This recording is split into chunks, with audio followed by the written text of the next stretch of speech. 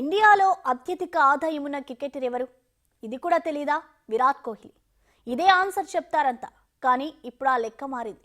Virat కోహ్లీని beat చేశాడు రిషబ్ పంత్. ఈ wicket keeper cum batsmen ఈ ఏడాది రిచెస్ట్ ప్లేయర్గా నిలిచారు. ఐపీఎల్ వేలంతో 27 కోట్లకు లక్నో దక్కించుకున్న తర్వాత అతని కాంట్రాక్ట్ విలువ అమాంతం పెరిగిపోయింది.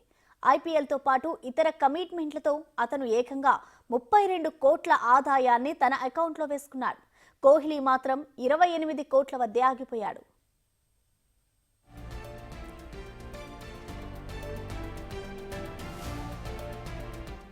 బీసీసీఐ కాంట్రాక్ట్లో ఏ కేటగిరీలో ఉన్న పంత్ ఏడాదికి 5 కోట్లు అందుకుంటున్నాడు. ఐపీఎల్ కాంట్రాక్ట్ ద్వారా అందే 27 కోట్లతో కలిపి పంత్ 32 కోట్లు అందుకోనున్నాడు.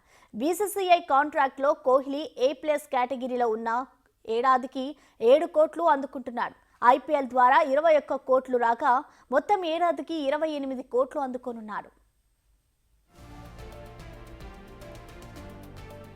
వచ్చే ఏడాది మార్చిలో బీసీసీఐ ఆటగాళ్ల సెంట్రల్ కాంట్రాక్ట్లను ప్రకటించనుంది. అయితే పంత్ A+ కేటగిరీలో చేరే అవకాశం ఉంది. ఇప్పటికే పంత్ను 3 ఫార్మాట్లకు ఆడించాలని బోర్డు భావిస్తోంది. ఒకవేళ పంత్ A+ కేటగిరీలో చేరితే మరింత ఆదాయం పెరగనుంది. At the same time Kohli T20లకు రిటైర్మెంట్ ప్రకటించడంతో బోర్డు ఏ కేటగిరీకి పరిమితం చేయనుంది. దీంతో అతని ఆదాయం మరింత తగ్గనుంది. అయితే ఇప్పటి వరకు మనం మాట్లాడుకుంది కేవలం బీసీసీఐ ఐపీఎల్ కాంట్రాక్ట్ గురించి మాత్రమే. కానీ పర్సనల్ నెట్వర్త్లో కోహ్లీ ఇప్పటికీ కూడా కింగ్ గానే ఉన్నాడు.